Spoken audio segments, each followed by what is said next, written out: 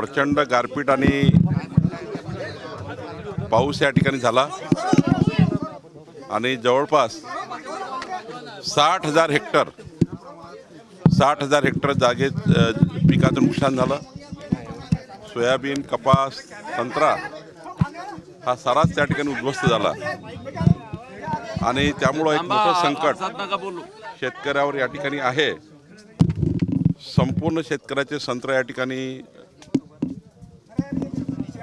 झाडाच्या झाडं या ठिकाणी पडलेले आहेत आणि त्यामुळं या संपूर्ण शेतकऱ्यांना शासनाकडून नुकसान भरपाई मिळणे याकरता आमचा प्रयत्न आहे, पण नुकसान फार मोठं आहे।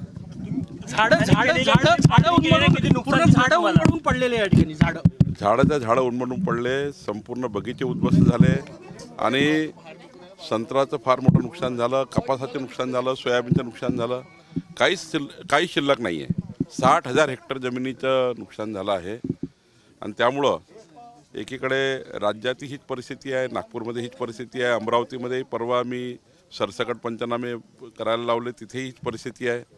एकंदरीत शेतकरीच आज संकटामध्ये आला आहे। तुम्ही आदेश दिले होते पंचनामे झाले, पण मदत कधी मिळणार आहे? राज्यामधल्या संपूर्ण पंचनाम्यावर मी लक्ष ठेवून होतो। माननीय मुख्यमंत्री देवेंद्र फडणवीसजींनी मला राज्याचे पंचनामे, आमचे जिल्हाधिकारी, संपूर्ण महसूल प्रशासन, संपूर्ण ॲग्रिकल्चर प्रशासन, कृषी विभाग आणि ग्रामविकास विभाग या सर्व विभागाकडनं पंचनामे या ठिकाणी सुरू झाले। रोजचेच पंचनाम्याचे आकडे आम्ही घेतो आहे। कालपर्यंत आता isakal.com आहे देशातील नंबर 1 ची मराठी न्यूज वेबसाईट।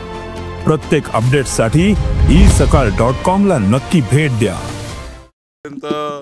जे ऑगस्टचा विचार केला तर 25 लाख हेक्टरपर्यंत पंचनामे आम्हाला प्राप्त झाले होते। सप्टेंबरमध्ये विचार केला तर कालपर्यंत 22 लाख हेक्टरचे पंचनामे या ठिकाणी आमच्याकडे आले आहेत। तर जवळपास आज तरी 50 लाख हेक्टरच्या जवळपास हे संपूर्ण पंचनामे आमच्याकडे आहे आणि पुढच्या काळामध्ये 4-5 तारखेपर्यंत पूर्ण अंदाज क्लिअर होईल। आज आपण अजून 50 लाख पण थांबत नाही आहे, पण एक 4-5 दिवस पुन्हा लागतील की ॲक्युरेट या राज्यामध्ये किती नुकसान झालं, किती घराची पडझड झाली, किती जनावरं वाहून गेले, मृत्यूचा आकडा तर आहेत मानवी मृत्यूचा, पण जनावरे किती गेलेत, घरं किती पडझड झाली। शेवटी पंचनामा करताना प्रत्येक घराचा, प्रत्येक शेताचा वेगवेगळा पंचनामा करावा लागतो, कारण प्रत्येक घराची परिस्थिती वेगळी आहे, प्रत्येक शेताची परिस्थिती वेगळी आहे, कुणाकडे संत्रा आहे, कुणाकडे कपास आहे। त्यामुळं पंचनामे ॲक्युरेट व्हावे आणि सर्वात महत्त्वाची जी मागणी आहे शेतकऱ्यांची की पंचनामे आमचा महसूल विभाग करताना किंवा ग्रामविकास विभाग, कृषी विभाग करताना या पंचनाम्याला ग्रामसभेमध्ये दाखवलं पाहिजे, जेणेकरून कुठलाही शेतकरी हा पंचनाम्यापासून दूर राहू नये। कालही मुख्यमंत्र्यांनी स्पष्ट केलं आहे, कोणतेही त्या ठिकाणी आडकाठी न आणता किंवा नियमावर बोट न ठेवता सरसकट पंचनामे केले पाहिजे, जेणेकरून शेतकऱ्यांना वाचवता आलं पाहिजे, शेतकऱ्यांना मदत करता आली पाहिजे। सरकार शेतकऱ्यांना मदत करण्याच्या भूमिकेमध्ये आहे आणि त्यामुळं पंचनाम्यामध्ये मात्र कुठल्याही त्रुटी होऊ नये, ही जे महसूलची महत्त्वाची जबाबदारी आहे, ही मदत पुनर्वसनची आणि आमच्या संपूर्ण टीमची जबाबदारी आहे, ती योग्य पद्धतीने पार पाडण्याचा प्रयत्न करतो। तुम्ही अधिकाऱ्यांना काय सूचना दिलेल्या आहेत त्या संदर्भात? संपूर्ण जिल्हाधिकाऱ्याशी मी बोललो, विभागीय आयुक्ताशी बोललो। महाराष्ट्रामध्ये आम्ही 2दा VC घेतल्यात। या राज्यामध्ये कुठल्याही परिस्थितीत कुठलाही शेतकरी पंचनाम्यापासून सुटू नये, ह्या महत्त्वाच्या भूमिका आमच्या आहे आणि नियमावर बोट ठेवून, म्हणजे कधीकधी नैसर्गिक परिस्थिती आहे, काही ठिकाणी अनैसर्गिक परिस्थिती आहे। म्हणजे नैसर्गिक म्हणजे आता जसं नैसर्गिक परिस्थितीमुळे हे संत्र्याचं झाड तुटलेलं आहे, पण बांधावरून पाणी गेलं आणि लोकांच्या जमिनी खरडून गेल्या, ते अनैसर्गिक आहे। तर या सर्व म्हणजे कुठलाही शेतकरी, सर्व शेतकऱ्याचे पंचनामे झाले पाहिजे याची काळजी महाराष्ट्र सरकार घेत आहे। सर, प्रोटोकॉल मध्ये काही अधिकारी कर्मचारी मंत्र्यांच्या दौऱ्यात असतात, याच्या दौऱ्यात असतात ना, त्याचा परिणाम मदत पुनर्वसनावर होतोय, सर्वेवर होतो, त्यांना काय निर्देश देणार? नाही, खरं तर आता ही गोष्ट खरी आहे की आपण जेवढे दौरे करू तेवढे अधिकारी आमच्या सोबत राहतात आणि त्यामुळं मुख्य काय आहे की आमच्या अधिकारी कर्मचारी तलाठ्यापर्यंतच्या अधिकाऱ्यांना साईडवर फील्डवर राहणे, फील्डवर आमचे अधिकारी राहील तरच शेतकऱ्याला खरा न्याय मिळेल. आणि त्यामुळं मी याच भूमिकेमध्ये आहे की आपापल्या जिल्ह्याच्या पालकमंत्र्यांनी आपापल्या जिल्ह्याच्या जिल्हाधिकाऱ्यासोबत बसून ऑफिसमध्ये किमान त्यांच्या माध्यमातून मॉनिटर करून आपले सर्व तलाठी, आपले सर्व महसुली अधिकारी, ग्रामविकास अधिकारी, कृषी अधिकारी फील्डवर जाऊन प्रत्येक शेतकऱ्याच्या शेतात जाऊन त्यांचा खरं नुकसान या ठिकाणी सरकारकडे आलं पाहिजे. जर सरकारकडे आकडा चुकीचा आला तर मग शेतकऱ्यावर अन्याय होईल. आणि त्यामुळं दौरे हे ठीक आहे, ते केले पाहिजे, बांधावर गेलंच पाहिजे शेतकऱ्याच्या. पण असंही होऊ नये की आपल्या दौऱ्यामुळं संपूर्ण महसुली यंत्रणा ही या ठिकाणी मंत्री किंवा प्रोटोकॉलमध्ये राहील आणि शेतकरी हवालदिल होईल. असं कुठले आम्ही करणार नाही. आम्ही हेच करू जे शेतकऱ्याच्या हिताचं आहे. दिवाळीच्या आधी शेतकऱ्यांना मदत अपेक्षित आहे, शक्य आहे? याला जोडूनच निधी आपल्यापाशी कमी जाणार आहे. केंद्र सरकारकडनं काही निधी मिळण्याची अपेक्षा आहे? नाही, केंद्र सरकार NDRFच्या नियमाप्रमाणे मदत करणारच आहे, ते करतच आहे. पण राज्य सरकार चा जोपर्यंत आकडा 5 तारखेपर्यंत संपूर्ण पिक्चर क्लिअर होईल, 5-6 तारखेपर्यंत, आणि मग माननीय आमचे मुख्यमंत्री देवेंद्र फडणवीसजी, अजितदादा पवारजी, एकनाथ शिंदेजी, आमच्या सरकारमध्ये महत्त्वाचे नेते बसून या ठिकाणी शेतकऱ्यांना शेवटी हे जे आता नॉर्म्स आहे या नॉर्म्सप्रमाणे शेतकऱ्यांना देऊन काही त्यांना फायदा होणार नाही. जास्तीची मदत शेतकऱ्यांना दिली पाहिजे अशीच शेतकऱ्यांची मागणी आहे. सरकार याचा योग्य विचार करणार आहे आणि जास्तीत जास्त मदत शेतकऱ्यांना कशी होईल माननीय मुख्यमंत्री देवेंद्र फडणवीसजी यांचा विचार करणार आहे. दिवाळी आधी ते शक्य आहे का? शक्य आहे दिवाळी आधी, कारण सरकारला आता एखादा त्या ठिकाणी शेतकऱ्याला मदत करण्याकरता मायनस अकाउंटमध्येही पैसे येतात. शेतकऱ्यांच्या पाठीशी सरकार आहे. शेतकऱ्यांना न्याय देण्याकरता कुठलीही भूमिका सरकारला घ्यायला लागली तरी सरकार घेईल. माननीय देवेंद्र फडणवीसजी हे नेहमीच शेतकऱ्याच्या मागे उभे राहिलेले आहेत आणि आमचे मुख्यमंत्री निश्चितपणे यातून मार्ग काढतील आणि जास्तीत जास्त शेतकऱ्यांना कशी मदत होईल, कारण शेतकरी आत्महत्याच करेल अशी परिस्थिती आहे. आणि त्यामुळं शेतकऱ्यांना काही करून आपल्याला मदत द्यावी लागेल, त्यांना मजबूत ठेवावं लागेल, तरच राज्याला विकासाकडे नेता येईल. कशा पलीकडे जाऊन मदत देण्याची गरज सध्या शेतकऱ्यांना आहे. विरोधक तशी मागणी करताय. सरकारची भूमिका नेमकी कशा पद्धतीने जास्तीत जास्त 4-5 तारखेपर्यंत राज्याचे संपूर्ण पंचनामे होतील, कारण एका दिवसाचं काम नाही आहे. प्रत्येक शेतात जाऊन पंचनामा करावा लागतो. नंतर मात्र एकंदरीत राज्याचा आढावा घेऊन या संपूर्ण नुकसान भरपाई करता, म्हणजे बागायतीला किती नुकसान भरपाई द्यायची, सोयाबीनला किती द्यायची, कापसाला किती द्यायची, वेगवेगळ्या पिकाला काय नुकसान भरपाई दिली पाहिजे, घरांना काय असलं पाहिजे, त्या ठिकाणी जनावरांना काय असलं पाहिजे, हा सर्व मोठा आकडा आहे. आणि जेव्हा सरकारकडे पूर्ण पिक्चर क्लिअर होईल, राज्याचं चित्र क्लिअर होईल, तेव्हा सरकार याला किती खर्च येणार आहे, किती नुकसान, म्हणजे किती वाढ दिल्यानंतर किती सरकारवर बोजा येणार आहे, सरकारवर किती बोजा आला तरी सरकार याचा विचार करेल आणि योग्य पद्धतीने शेतकऱ्याचं समाधान होईल असा निर्णय माननीय देवेंद्र फडणवीसजी घेतील असं मला वाटतं. आतापर्यंत जे नुकसान झालं त्याचे पंचनामे कधीपर्यंत तुम्ही सबमिट करण्याचे शासनाकडे जिल्हाधिकाऱ्यांना निर्देश दिलेले आहे? कधीपर्यंत सगळे पंचनाम्याचे रिपोर्ट येईल? जिल्हाधिकाऱ्याशी जी माझी चर्चा झाली त्यानुसार 4-5 तारखेपर्यंत संपूर्ण राज्याचं एकंदरीत चित्र स्पष्ट होईल. म्हणजे घराचं नुकसान किती, जनावरांचं नुकसान किती, शेतीचं नुकसान किती. आज तर आमच्याकडे सप्टेंबर महिन्याचे 22 लक्ष हेक्टरचे पंचनामे आले आहेत. मागचे 25 लक्ष हेक्टरचे आमच्याकडे आहे ऑगस्ट महिन्याचे. त्यामुळं ते पंचनामे आले आहे आणि रोजच्या रोज पंचनामे येतात. आजचा वेगळा आकडा आहे, 2 तासांनी वेगळा आकडा आहे. 2500 कोटी रुपये सरकारने आतापर्यंत खाली पाठवले आहे, 2500 कोटी रुपये. आता बाकीचे पैसे पण ते निकषाप्रमाणे आहेत. पण आपल्याला जो निर्णय घ्यावा लागेल तो त्या ठिकाणी थोडा शेतकऱ्याचे जे डोळ्यातले अश्रू आहे, शेतकरी टाहो फोडतात आहे, याचा विचार करून थोडा अजून जास्तीची मदत शेतकऱ्याला द्यावी लागेल. याकरता माननीय देवेंद्र फडणवीसजी, आमचे अजितदादा, एकनाथ शिंदेजी बसून, आमचं महायुती सरकारचे सर्व नेते बसून शेतकऱ्याच्या पाठीशी कसं सरकार उभं राहील याची काळजी घेतात. 8,500 रुपये तुम्ही आता मदत केलेली आहे. 8,500 सरकारकडनं पावलं उचलण्यात येत आहे, बांधावर जात आहे, आमदार पण आपला निधी देत आहे. पण आता भाजपाकडून एक मागणी करण्यात आली आहे की उद्धव ठाकरे यांनी दसरा मेळावा रद्द करावा आणि पूरग्रस्तांना मदत करावी. केशव उपाध्ये बोलले. नाही, ठीक आहे, ती मागणी ठीक आहे, पण आज त्याच्यात जाऊ नये. आज मी शेतकऱ्याच्या बांधावर आलो आहे, त्यामुळे इथे राजकीय चर्चा करू नये. इथे फक्त शेतकऱ्याला मदत करावी एवढीच चर्चा आपण करू, साडे- कारण पंचनामे योग्य व्हावे हे आमच्या महसूल खात्याचं आणि ग्रामविकास आणि कृषी खात्याचं काम आहे. त्यामुळं आम्ही पंचनामे योग्य पद्धतीने होतात की नाही यावर लक्ष देऊन आहोत. आता कुठलाही पॉलिटिकल विषय या ठिकाणी मला वाटतं चर्चेला आणू नये. सर्वे ई पंचनामे मदत घेतली जात आहे का? हो, ई पंचनाम्याची मदत घेत आहे. आमचे जमाबंदी आयुक्त या ठिकाणी कामात लागलेले आहेत. त्या काही ठिकाणी अडचणी आल्या होत्या ई पंचनामे घेण्याकरता, त्या काल आम्ही सोडवल्या.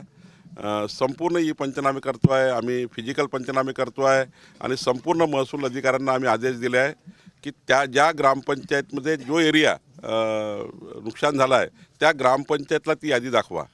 कधी ग्रामपंचायतला जर ती यादी दाखवली नाही तर नुकसान शेतकरी सुटून जातो.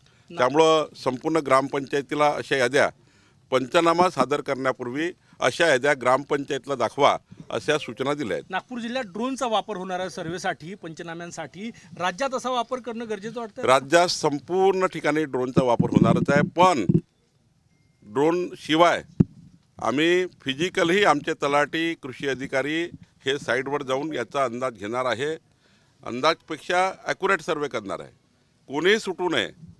शेवटी एक शेतकरी जरी सुटला तरी फार मोठं नुकसान होणार आहे आणि त्यामुळं तसं सरकार कारवाई करणार. 8,500 ची मदत आता झालेली आहे, मिळायला लागली शेतकऱ्यांना, पण ते पुरेशी नाही म्हणतात. तर आपण अतिरिक्त पॅकेजचा काही विचार सरकार करेल? मी तेच सांगतो आहे की एकंदरीत राज्याचा अंदाज 5 किंवा 6 तारखेला सरकारकडे येईल आणि 5-6 तारखेनंतर माननीय मुख्यमंत्री, आमचे उपमुख्यमंत्री बसून एकंदरीत काय आवाका आहे नुकसान भरपाईचा, म्हणजे नुकसानाचा आवाका काय आहे आणि त्यांना किती भरपाई द्यावी लागणार याचा राज्याचा एकंदरीत निर्णय होईल आणि मगच त्या ठिकाणी खऱ्या अर्थाने शेतकऱ्याच्या पाठीशी सरकार राहील. कारण शेवटी आता तुकडे तुकडे पंचनामे आले आहेत.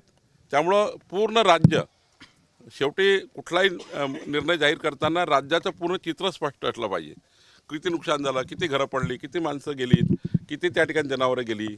मला वाटतं एक 3-4 दिवसामध्ये पूर्ण चित्र स्पष्ट होईल. काँग्रेसचे हर्षवर्धन सपकाळ असे बोलले की मुख्यमंत्री दिल्लीला गेले मात्र खाली हाताने परत आले. ते दुसऱ्या कामानिमित्त म्हणजे गडचिरोलीच्या एका प्रकल्पासंदर्भात भेटायला गेले होते, शेतकऱ्यांसंदर्भातला विषय घेऊन गेले नव्हते.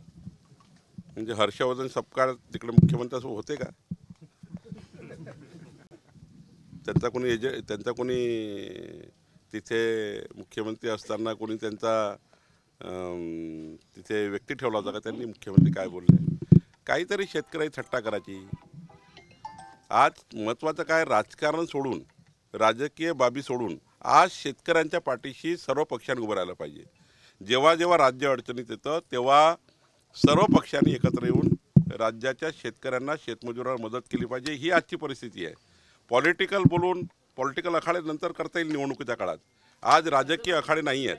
आज शेतकऱ्यांना मदत करणं आवश्यक आहे. राजकारणाच्या गोष्टी करून काही फायदा नाही आहे. बावनकुळे साहेब, सातत्याने गेल्या 10 वर्षामध्ये क्लायमेट चेंजमुळे हे सगळे बदल होतात आहे. कॉन्सन्ट्रेटेड पाऊस होत आहे. आताही जो परिसर आहे त्यात मोठा परिसर महाराष्ट्रातला दुष्काळी भाग परिसर आहे. हे 10 वर्षात तिपटीने पूर वाढले आहे. कॉन्सन्ट्रेट पाऊस काही ठिकाणी झाला आहे. क्लायमेट चेंज आपल्याकडे एक विभाग आहे, दुरोगामी याचा सगळा विचार केला गेला पाहिजे. आता क्लायमेट चेंज नाही, वेगवेगळ्या पद्धतीचा विचार केला पाहिजे. कारण जे पाऊस पडतं त्या पडणाऱ्या पावसाचं नियोजन झालं पाहिजे. काही ठिकाणी वॉटर ग्रीड केला पाहिजे, म्हणजे पाऊस पडल्याबरोबर तो पाऊस सर्व नाल्यामध्ये सारखा डिवाईड झाला पाहिजे. वॉटर ग्रीड करण्याची गरज आहे. काही ठिकाणी स्टोरेज वाढवायची गरज आहे. जर खूप पाऊस पडला तर आपल्याकडे स्टोरेज जी आहे अजून स्टोरेज वाढवायची गरज आहे. नळगंगा, पैनगंगासारख्या अशा योजनांची गरज आहे. म्हणजे राज्यामध्ये जसं नदी जोडो प्रकल्प आहे तर प्रत्येक जिल्ह्याचं वॉटर ग्रीड केलं पाहिजे. संपूर्ण जिल्ह्याचे नाले एकामेकाला जोडले तर येणारा पाऊस हा सर्व नाल्याला डिवाईड होईल, ज्यामुळे पूर परिस्थिती निर्माण होणार नाही.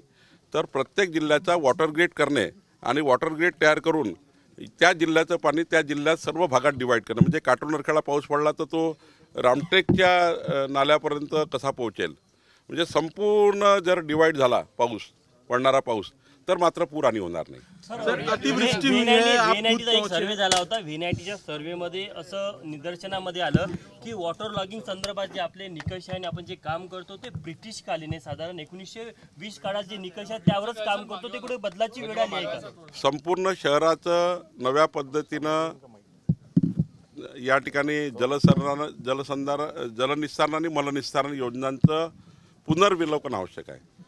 प्रत्येक शहरामध्ये 200 मिलीमीटर पाऊस पडला 1 तास पाऊस पडला तरी शहर पाण्याखाली येतं. त्यामुळं या राज्याला पुढच्या काळामध्ये विकसित राज्य करण्याकरता जलनिस्सारण मलनिस्सारण हा शहराकरता आणि ग्रामीण भागाकरता शेतकऱ्याकरता आणि ग्रामीण भागातलं पाण्याचं, जसं आता काटोल नरखेडमध्ये 800 फूट पाणी खाली आहे, अमरावतीमध्ये 800 फूट पाणी गेलं आहे. या सर्व नाल्यांचं जर ग्रीड आपण केले तर बरोबर वॉटर मॅनेजमेंट होईल, असाही विचार पुढच्या काळात करावा लागणार. मुख्यमंत्र्यांनी एक म्हटलं होतं की कर्जमाफीबाबत आम्ही एक समिती नेमलेली आहे. आता या संकटात कर्जमाफीची मागणी शेतकऱ्यांकडून होती आहे, काय पावलं उचलली जात आहे?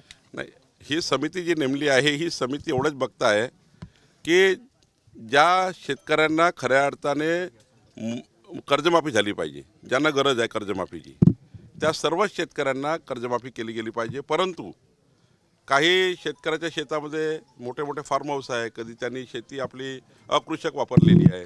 अकृषक शेतीवरही, रहिवासी शेतीवरही लोकांचं कर्ज आहे. मग रहिवासी शेतीवर कर्ज माफ करण्याऐवजी जो खरा शेतकरी त्याचं कर्जमाफ झालं पाहिजे, त्याकरता सर्वेक्षण केलं पाहिजे.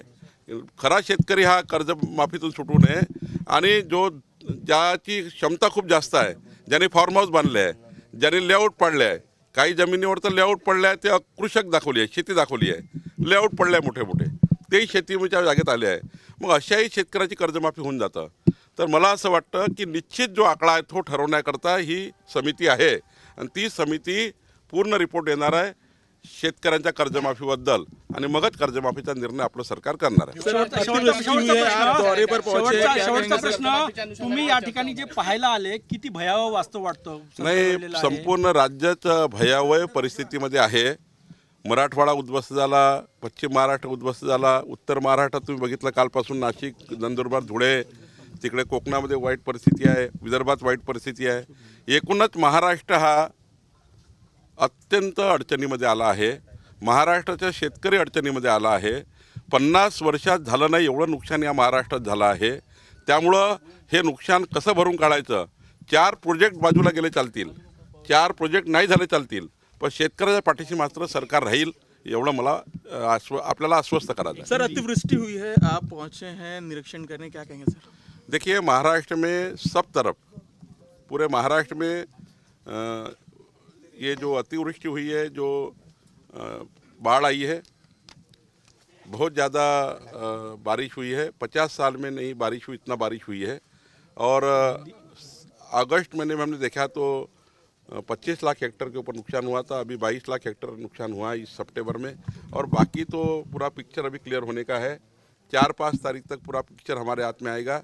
उसके बाद कितने घर, कितने जानवर, सारा खेती का नुकसान, फिर खेती में संतरा कितना है, हमारा कपास कितना है, सोयाबीन कितना है, अलग अलग प्रकार के जो फसल है कितनी है, इसका फाइनल हमारे सरकार के पास आएगा. और फिर सरकार, माननीय मुख्यमंत्री जी, माननीय उप मुख्यमंत्री जी बैठकर किसानों को क्या अच्छा मिले, क्योंकि हर किसान परेशान है. बहुत किसान आत्महत्या की तरफ जा रहे हैं. किसी ने आत्महत्या नहीं करनी चाहिए, ये सबको विनती है, लेकिन सरकार पूरी तरह से घर घर जाकर पंचनामा कर रही है. कोई भी किसान ना छूटे, ये जवाबदारी हमारी डिपार्टमेंट की है, वो हम पूरी कर रहे हैं. और रोज़ हम मॉनिटर कर रहे हैं, रोज़ किसानों के नुकसान के आंकड़े बढ़ रहे हैं. जिस गांव में हम आए हैं, या तो पूरा ही किसान बर्बाद हो चुका है, आपने देखा होगा. तो पूरे या जो ऑरेंज है, संतरा है, ये पूरे झाड़ गिरे हुए हैं. तो ऐसा ही सब तरफ है महाराष्ट्र में. तो मुझे लगता है कि हम इसमें अच्छा मार्ग निकालेंगे. हमारी सरकार किसानों के पीछे खड़ी रहेगी. सर, जो किसान हैं वो जो तत्काल एक मांग है 50,000 रुपये प्रति हेक्टर, उसको लेकर सरकार का किस तरह विचार है? और सर, जो राहत जो दी है वो कब तक पहुंच जाएगी किसानों तक? मैं वही कह रहा हूँ कि जब तक पूरा पिक्चर 2-3 दिनों में पूरे स्टेट में कितना नुकसान हुआ है, रोज़ पंचनामे चालू है. हर खेत में हमारे ऑफिसर जा रहे हैं, ड्रोन सर्वेक्षण हो रहे हैं. जब तक पूरा सरकार के सामने कितना नुकसान हुआ है और नुकसान भरपाई के बाद कितना सरकार को कहाँ से पैसा अरेंज करना पड़ेगा, ये सारा आकलन होता है. और मुझे लगता है कि माननीय मुख्यमंत्री देवेंद्र फडणवीस जी ने इसके लिए जो आने वाले दिनों में माननीय मुख्यमंत्री जी, उप मुख्यमंत्री जी बैठकर एक अच्छी योजना बनाएंगे और किसानों को थोड़ा ज़्यादा मदद की, क्योंकि जो अभी सरकार के नॉर्म्स है वो मदद से किसान नहीं बचाया जा सकता है।